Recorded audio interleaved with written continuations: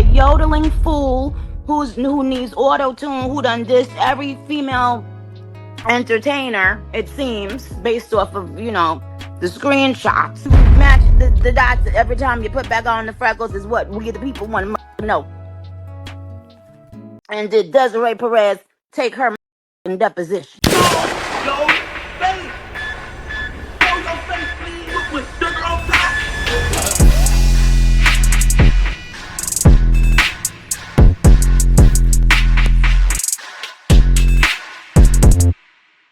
Hey, what's up, y'all? Y'all know my slogan. I don't know it all, but I know what I've been through. Now, before we get into this video, make sure you check us out on Patreon at www.patreon.com/Hookah Anonymous _. You guys been telling us to create one for the longest, so we recently created a community where we will upload videos that we can't share on YouTube due to their guidelines. We'll also be dropping the latest to there first, behind the scenes information that you wouldn't find anywhere else on our socials. So make sure you become a member, and after you do that, head over to our official Instagram page at Hookah Anonymous _ and follow us there. Now without further ado, let's get into what you guys came here to see. Now, Nicki Minaj has been on a roll when it comes to exposing the industry, and at this point I don't even think she cares about whatever backlash she gets, because this isn't her first time doing this, but in fact, this is like her millionth time calling out names that people wouldn't dare say within that industry. As y'all know, she's been targeting Roc Nation CEO Desiree Perez, along with Jay-Z, which it seems like in that music industry is a big no-no if you want to maintain your career as an artist. I don't know what type of stronghold Jay-Z has on hip-hop, but it's like an unwritten law where no rapper could say anything about him, or else. And whenever someone does, the people around seem to not want to elaborate or speak on it, I guess out of fear. However, Jay-Z is a whole total different story. Let's stay on course. Now recently we have Nicki Minaj going off on SZA on social media because it seemed like SZA may have made a few comments shading Nicki Minaj in the past, and when she recently did it again, Nicki this time will go off and not spare her at any expense. SZA didn't have much of a response to anything, but she did play victim after Nicki went off, and y'all will see why I said play victim later, because once you understand how everything started, you will realize that SZA basically started this because she threw shade in a situation that didn't even concern her. So here's where everything started. Nicki Minaj and TDE CEO Punch for some reason haven't got along for years. They throw little jabs at each other on social media, and keep in mind that TDE is a label that houses Kendrick Lamar, while Nicki Minaj has been affiliated with Drake, who by now I'm sure y'all understand the tension between Kendrick and Drake. Now Punch would throw a subliminal at Nicki, although he made it seem like it was innocent and he was just supporting the upcoming artist. He would tweet saying, quote, "Broken Barbies." Now prior to that tweet, he would repost the artist whose song it is and show his support for it. But if you know sarcasm and understand subliminals, you know that he was also sending a shot at Nicki, just in a sneaky way.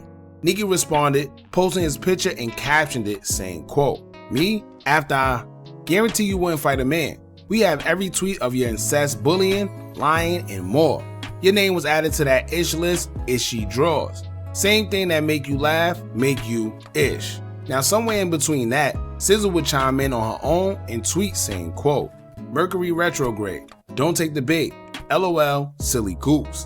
Now clear as day you can tell she's talking about Nicki Minaj and insinuating that Nicki fell for the bait, as Punch tweeted "Broken Barbies" clearly to get a response. And Nicki responded. So when she said don't take the bait and called her a silly goose, all hell broke loose.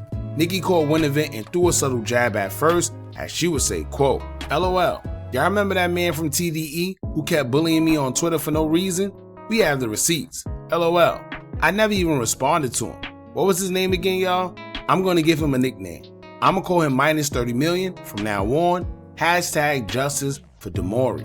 Now, if you don't know what she's referring to when she speaks on minus 30 million, that's because when Spotify did their investigation on artist streams and started eliminating all fake streams from artists who use them, SZA lost 30 million streams, indicating that 30 million of her streams were basically fake.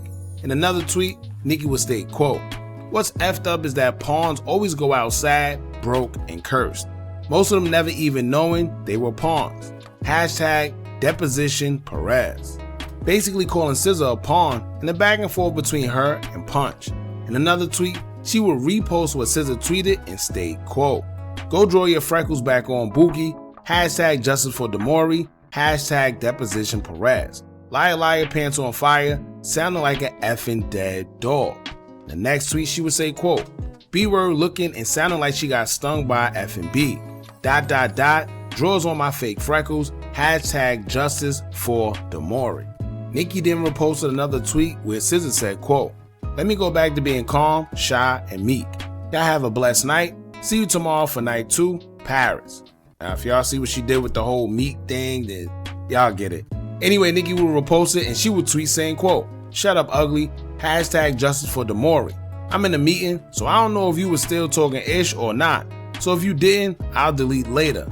H-word." Now, it seemed like SZA would try to play the "I'm more successful than Nicki" role, as she would mention that her album is going diamond, she's selling out tours, songs are doing good, and she's really not worried. She would tweet saying, quote, "I get bullied by millions online every day, then step my butt out on a packed stadium tour where people show me real love, in real life. My parents are healthy, and I'm the most successful I ever been. Get some effing perspective and bark at the wall."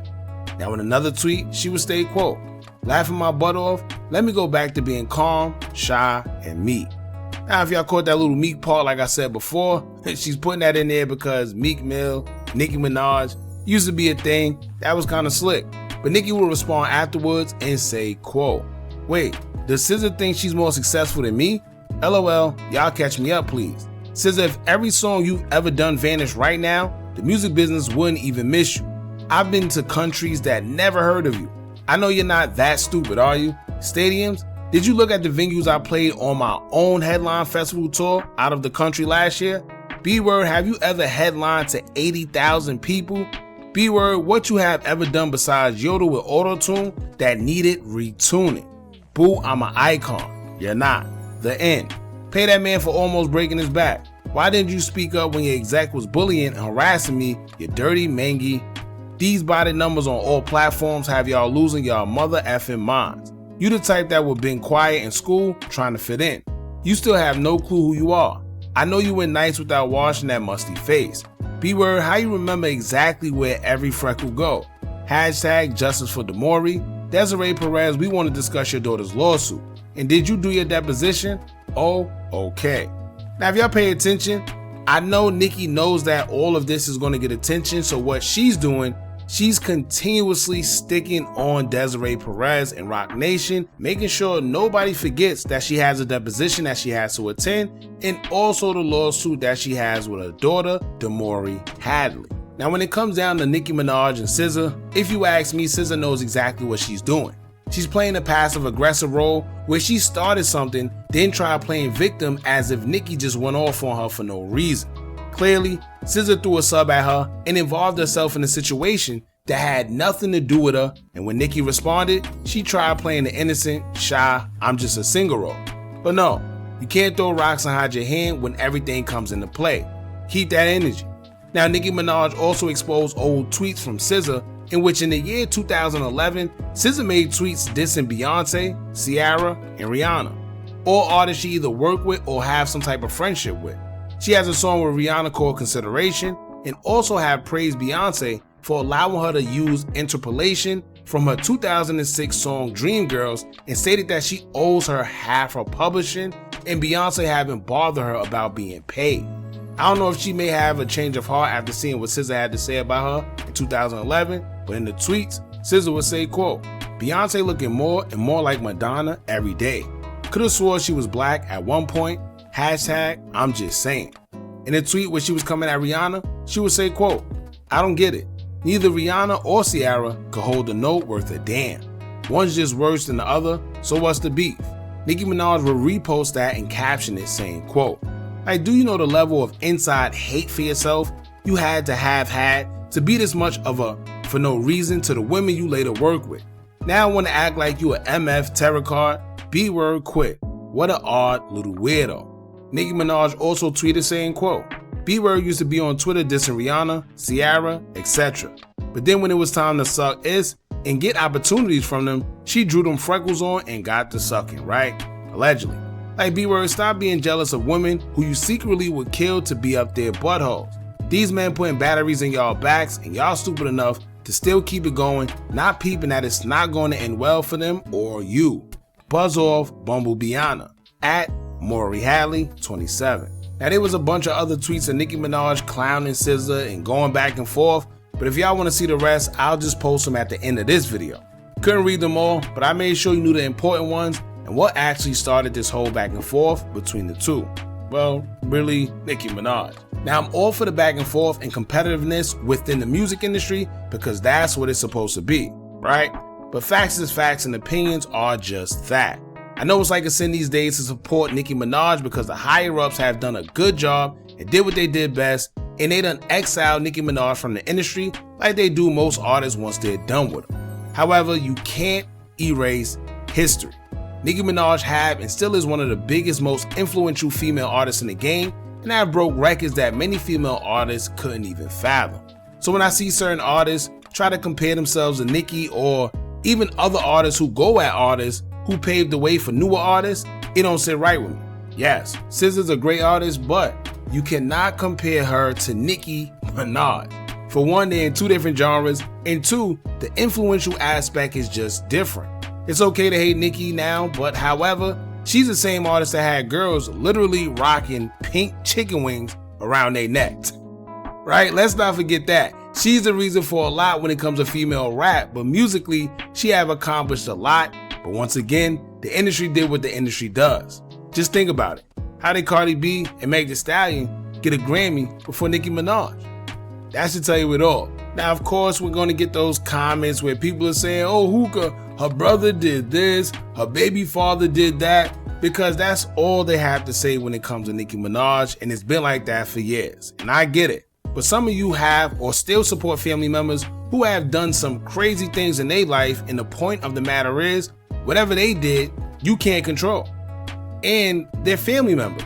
So you just cutting them off completely is less likely as well, so let's be a little more for real here. One thing I hate about us as a whole, whoever the industry tells us to hate, that's what we do, no matter what. Right now, everyone loves Denzel Washington, right? But if the industry ever came out and told us we should cancel him for whatever reason that they came up with, you know what we would do? Cancel him with no questions asked. And we're the only culture that cancel culture seems to impact. They tell us who and who not to cancel in our culture, and they always seem to target all of our icons and legends. Who do we have left? It's not one of our legends in the game that seem to not have any scandal attached to their name. And if they don't, then you see how they act. It is usually the same pattern. It's either they ard someone allegedly or did something with kids allegedly. And judging from what Maury Hadley, who is the daughter of Roc Nation's CEO Desiree Perez, these companies are allegedly in cahoots with the courts, law enforcement, jails, and etc. So it is what it is, y'all. At the end of the day, that industry is a different type of ball game. No, I'm not no Bob or none of that. But when you know what that industry is about and you realize what happens to everyone who speaks against it, you understand why certain things are the way they are. Y'all jump in the comments, let me know what y'all think about this. Don't forget to like, comment, share, and subscribe. Hit that bell so you're notified every time we drop new content. And remember, as long as you keep on watching, I'ma keep on dropping. And I'm out.